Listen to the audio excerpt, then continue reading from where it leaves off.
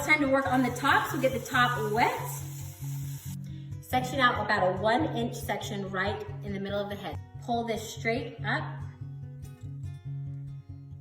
and decide how long you want it. Make your first cut, and then you're going to match this whole middle section to that first cut.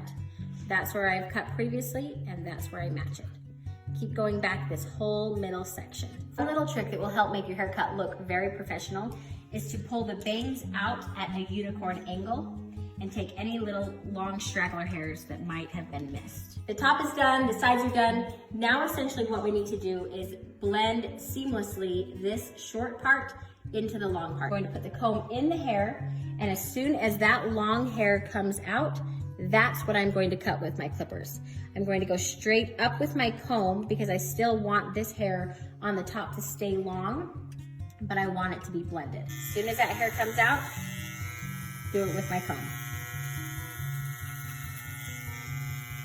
You can see this section is done, and now I need to move back to this next section. As soon as that long hair comes out of the comb, slide the clippers across. Just take little sections and do a few cuts here and there, just so he has less hair to style.